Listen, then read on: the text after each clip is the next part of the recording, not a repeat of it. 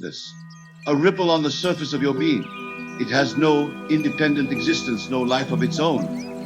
It exists only because you, the observer, are aware of it. And just as you can choose to look away from something unpleasant in your physical world, you can choose to withdraw your attention from unwelcome thoughts.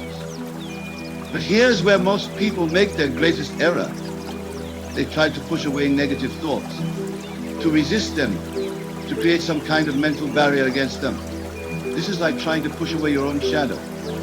The more effort you exert, the more solid and real the shadow appears to become. What you resist persists not because resistance is futile, but because resistance itself is a form of attention, and attention is the very food upon which thoughts survive and multiply. Instead of resistance, I offer you a far more elegant and effective approach. I offer you the practice of assumption. When a negative thought presents itself to you, do not fight it. Do not judge it. Do not even analyze it. Simply assume the opposite. If the thought says you are weak, assume you are strong. If it says you are poor, assume you are abundant. If it says you are loved, assume you are cherished beyond measure. This is not positive thinking in the way most people understand it.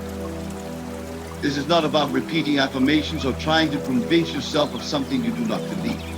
This is about understanding the fundamental creative power of assumption and wielding it consciously and deliberately. Every state of consciousness is achieved through assumption and abstraction. The reason negative thoughts seem so compelling, so urgent, so real, is that they carry with them the feeling of truth. They feel real because you have assumed them to be real, often unconsciously and repeatedly. But feelings follow assumption, not the other way around. When you assume a new state, when you dare to believe something different about yourself or your circumstances, the feelings that correspond to that assumption will inevitably follow. Let me illustrate this with a simple example. Suppose you are walking through life carrying the assumption that you are unsuccessful, that opportunities pass you by, that you are somehow not worthy of the good things life has to offer. This assumption, held consistently, will generate thoughts that confirm and reinforce it. You will notice every closed door, every rejection, every seeming failure. Your mind will present you with a constant stream of evidence that supports your assumption of unworthiness. But what happens when you dare to assume the opposite? What happens when you begin to assume that you are successful? That opportunities seek you out, that you are inherently worthy of all good things. Initially, your old pattern of thinking may continue for a while, like a record that keeps playing even after you have lifted the needle. But as you persist in your new assumption, as you refuse to give life to the old thoughts by withdrawing your attention from them, something miraculous begins to happen. The thoughts that arise begin to change. Instead of noticing failures, you begin to notice possibilities. Instead of seeing closed doors, you begin to see opening pathways. Instead of evidence of unworthiness, you begin to see confirmation of your inherent value and capability. The same world that once seemed to conspire against you now appears to be conspiring for you. Not because the world has changed, but because you have changed the assumption through which you perceive and interpret your experience. This brings us to a crucial understanding about the nature of negative thoughts. They are not random visitors that arrive from some external source. They are the natural offspring of your assumptions about yourself and your world. Change your assumptions, and you change the very source from which your thoughts spring. This is why fighting individual thoughts is ultimately futile. It is like trying to change a river by rearranging the water downstream while leaving the source untouched. The source of your thoughts is your conception of yourself. Your self-concept is the sum total of all your beliefs about who you are, or capable of what you deserve, and what is possible for you. Every thought that enters your mind is colored by this conception. If your self-concept is one of limitation, lack, and unworthiness, then even positive circumstances will be interpreted through this lens, and your thoughts will find ways to diminish or dismiss your good fortune. But when your self-concept is one of abundance, capability, and inherent worth, then even challenging circumstances are interpreted differently. Instead of seeing problems, you see opportunities for growth. Instead of seeing obstacles, you see stepping stones. Instead of seeing evidence of your limitations, you see temporary appearances that will soon yield to your greater understanding of your true nature. This is why I emphasize so strongly the importance of revision. When your mind presents you with negative thoughts about past events, about things that went wrong, about failures and disappointments, you have the power to revise these memories. Not to deny that they occurred, but to change their meaning, to reinterpret them from the standpoint of your true identity as a being of infinite creative power. When you revise a memory, you are not changing the past in the literal sense. You are changing the psychological impact of that memory, the assumptions you derive from it, the conclusions you drew about yourself and your capabilities. You are reclaiming your power from past events and redirecting it toward the creation of your future. For instance, if your mind keeps presenting you with thoughts about a business failure from years ago, thoughts that whisper that you are not cut out for success, that you should not take risks, that you are destined to fail, you can revise that memory. You can see that apparent failure as a necessary step in your education, as a valuable lesson that prepared you for greater success, as evidence of your courage and willingness to dare greatly. As you revise the memory with this new interpretation, the thoughts that spring from it begin to change. Instead of thoughts of fear and limitation, you begin to have thoughts of wisdom and capability. Instead of being haunted by the past, you become empowered by it. The same event that once generated negative thoughts now becomes a source of strength and confidence. This practice of revision is one of the most powerful tools you possess in dealing with negative thoughts, because it addresses them at their root. Most negative thinking patterns can be traced back to specific events or experiences that created limiting beliefs about yourself. By revising these foundational memories, you undermine the entire structure of negative thinking that was built upon them. But revision is not the only tool at your disposal. There is also the practice of living from the end, of assuming that you already what you wish to become, that you already have what you wish to possess, that you already experience what you wish to experience. When you live from the end, negative thoughts become not just unwelcome, but literally irrelevant to your current state of being. If you are assuming that you are already financially abundant, for example, thoughts of poverty and lack have no place in your consciousness. They become foreign to your assumed state, like trying to play a record of classical music on a jazz radio station. The frequency does not match, and so the thoughts cannot take hold and multiply. This is why I say that the best defense against negative thoughts is a good offense. Instead of waiting for negative thoughts to arise and then trying to deal with them, you proactively fill your consciousness with the thoughts and feelings that correspond to your desired state. You become so identified with who you choose to be that there is no room, no welcome, no resonance for thoughts that contradict this identity. But I must warn you about a common pitfall in this practice. Many people try to live from the end while secretly doubting their ability to do so. They assume abundance while feeling poor, assume health while feeling sick, assume love while feeling lonely. This creates an internal conflict that actually generates more negative thoughts, not fewer. The key is to start with assumptions that feel natural and believable to you, even if they are not yet your ultimate goal. If financial abundance feels too far-fetched, assume financial security. If perfect health seems impossible, assume improving health. If deep love feels unreachable, assume increasing self-acceptance. Start where you can believe and let your belief grow naturally as you experience the fruits of your assumption. Remember, assumption is not about convincing yourself of something that contradicts your senses. It is about choosing to identify with a state of consciousness that feels natural and possible to you. As you dwell in this state, as you think from it rather than about it, it gradually becomes your dominant mood, your habitual way of being. And from this new vantage point, what once seemed impossible begins to appear not only possible but inevitable. This brings us to the importance of persistence in dealing with negative thoughts. The mind, like any mechanism, operates according to habit. If you have been thinking negatively for years, your mind has developed strong neural pathways that automatically generate negative thoughts in response to certain triggers. These pathways do not disappear overnight simply because you have decided to think differently. But here's the beautiful truth. Every time you choose to withdraw your attention from a negative thought and redirect it toward your desired state, you weaken the old pathway and strengthen the new one.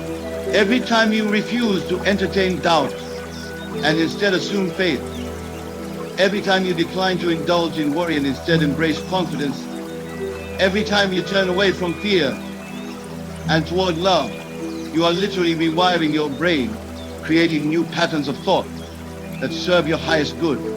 This process requires patience and consistency. You would not expect to develop physical strength by going to the gymnasium once, and similarly, you cannot expect to transform lifelong thinking patterns with a single decision.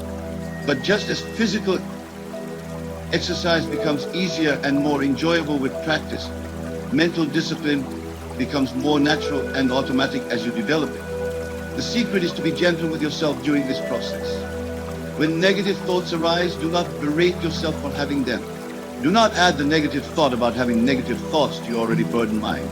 Simply notice them with the detached awareness of a scientist observing a phenomenon, and then gently redirect your attention to where you choose to focus it. Think of yourself as a gardener tending to the garden of your mind.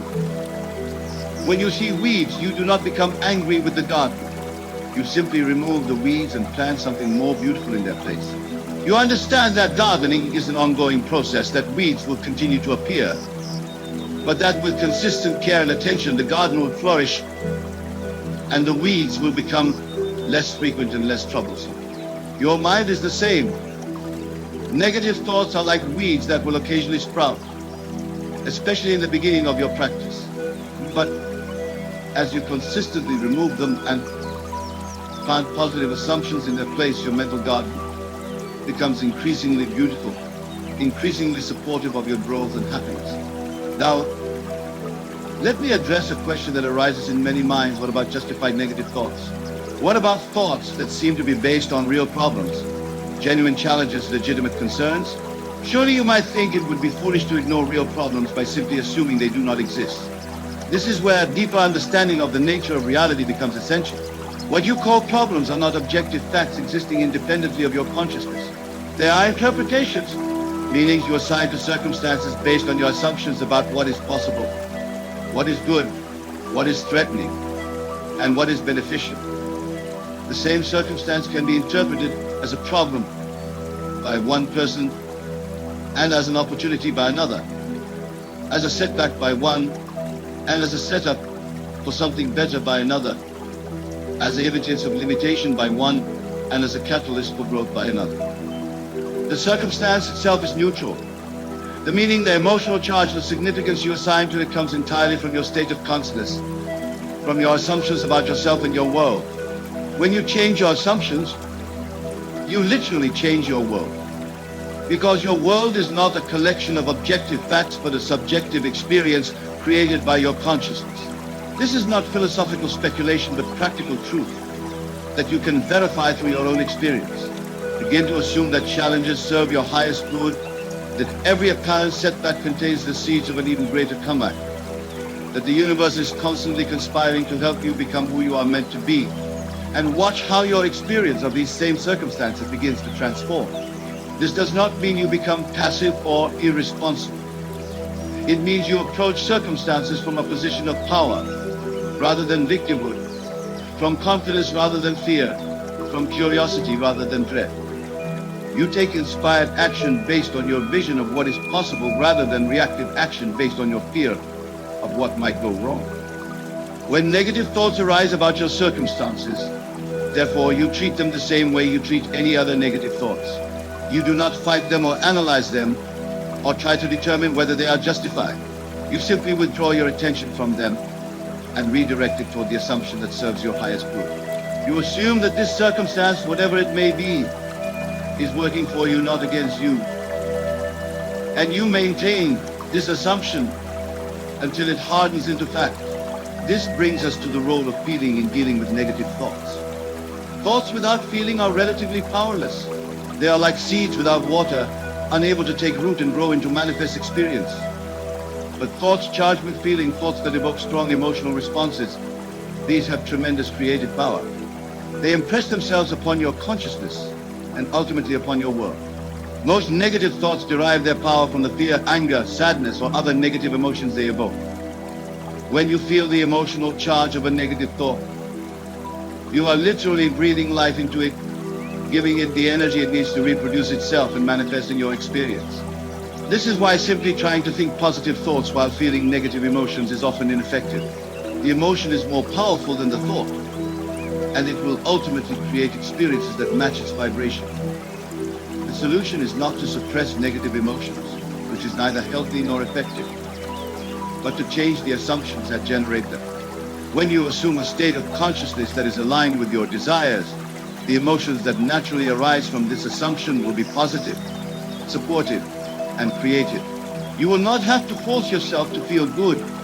You will feel good naturally as a result of your assumption. For example, if you are worried about your financial situation, trying to force yourself to feel abundant while maintaining the assumption that you are poor will create internal conflict and stress. Instead, begin to assume that your financial situation is improving, that opportunities for increase are constantly presenting themselves, that you have skills and abilities that are valuable and in demand. As you dwell in this assumption, you will naturally begin to feel more hopeful, more confident, and more abundant. These feelings will then support and strengthen your assumption, creating a positive feedback loop that spirals upward toward manifestation. This is the secret of working with both thought and feeling in harmony rather than in opposition. You do not try to control your feelings directly, which is difficult and often counterproductive. Instead, you control your assumptions and you allow your feelings to flow naturally from these assumptions. You think from your desired state rather than about it. And the feelings that correspond to this state arise spontaneously and authentically.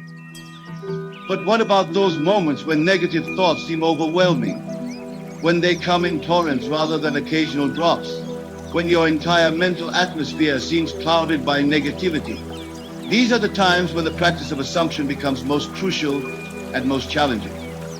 It is easy to maintain positive assumptions when life is going well, when circumstances are favorable, when you feel strong and confident. The real test comes when everything seems to be going wrong, when you feel weak and discouraged, when negative thoughts feel not just probable but inevitable. In these moments, remember that the darkest hour is just before the dawn. The intensity of the negative thoughts often indicates that you are on the verge of a breakthrough, that your old patterns of thinking are making their last desperate attempt to maintain their hold on your consciousness. This is when you must be most vigilant, most committed to your practice, most determined to maintain your assumption regardless of appearances. Do not let the intensity of the negative thoughts convince you that they are more real or more powerful than your positive assumptions. Intensity is not the same as truth. A nightmare can feel extremely intense and real while you are experiencing it. But when you awaken, you realize it was only a dream, only a temporary experience in consciousness with no lasting reality. Negative thoughts, no matter how intense, are also temporary experiences in consciousness. They have no power except the power you give them through your attention and belief. When you refuse to be intimidated by their intensity, when you persist in your positive assumptions, despite their clamor, you demonstrate to your subconscious mind that you are the master of your consciousness, not its slave. In these challenging times, it can be helpful to have specific techniques at your disposal. One powerful method is to immediately redirect your attention to a vivid imaginal scene that represents your desired state. When negative thoughts about your health arise, immediately imagine yourself vibrant and energetic. When thoughts of financial lack present themselves, immediately see yourself enjoying abundance and security. When thoughts of loneliness or rejection appear, immediately experience yourself surrounded by love and appreciation. The key is to make this imaginal experience as vivid and as real as possible.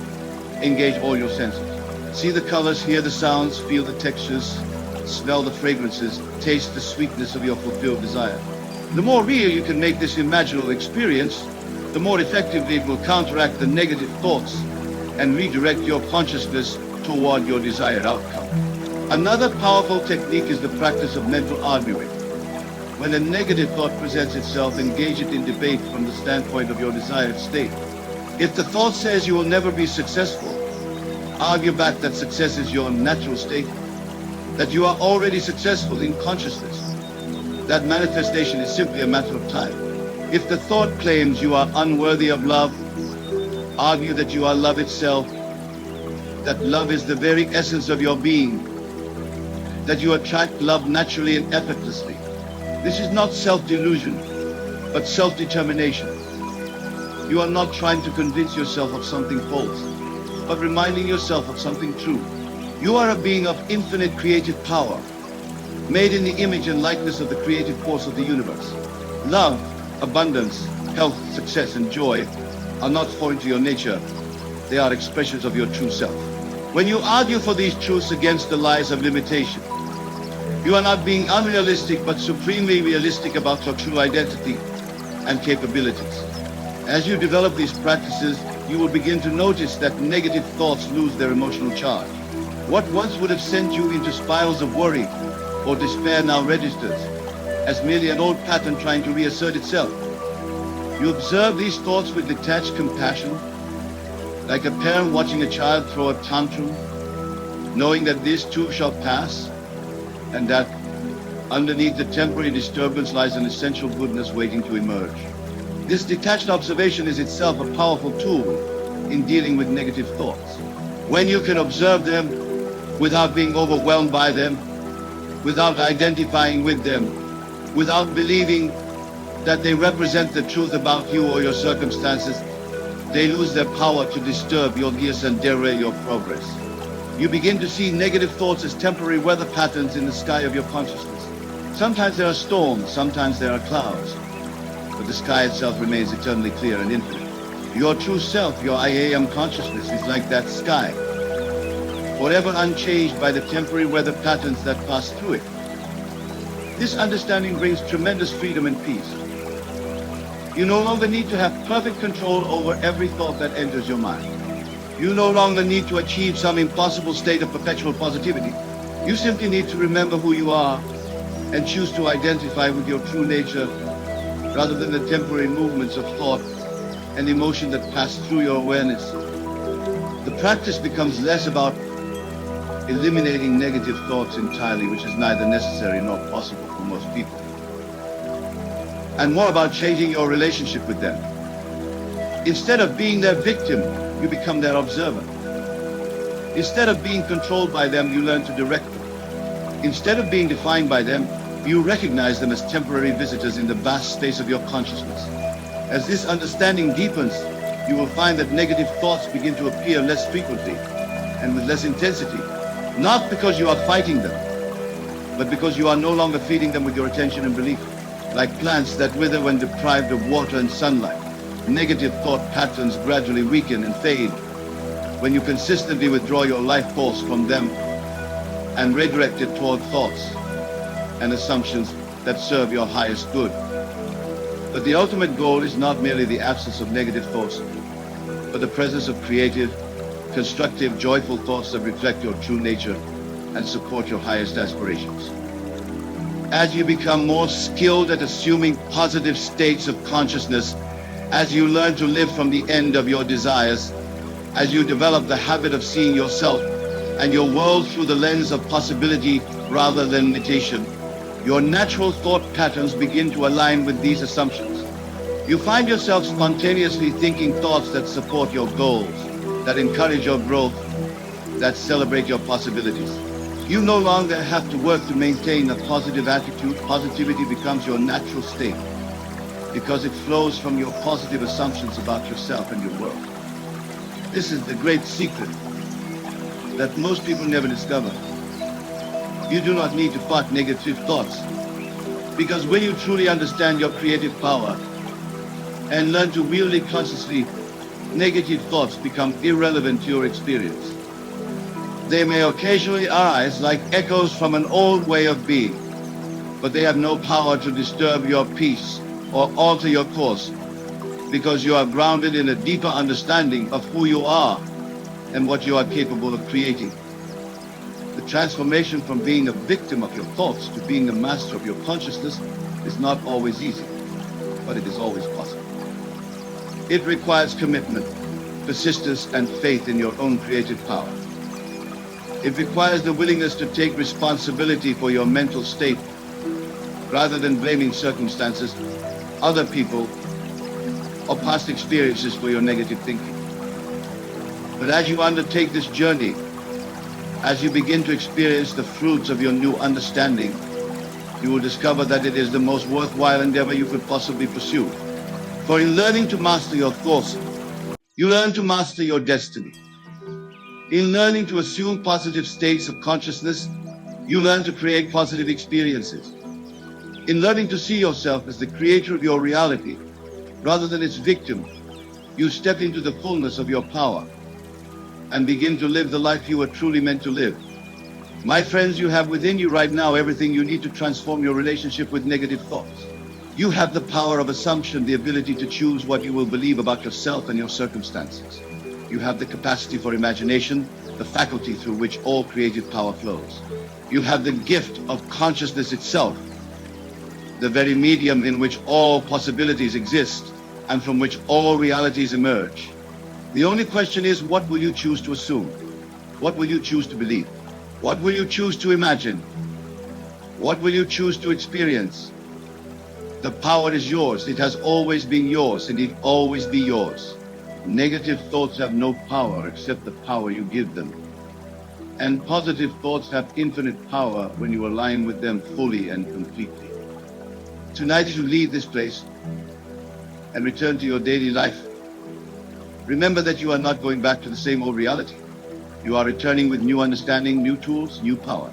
You are returning as someone who knows the secret of dealing with negative thoughts, not through struggle and resistance, but through assumption and redirection, through remembering who you truly are and choosing to live from that truth. The negative thoughts may still arise, especially in the beginning, but you now know that they are not your master. You are their master. You now know that they are not the truth about you, but temporary appearances in consciousness that have no permanent reality.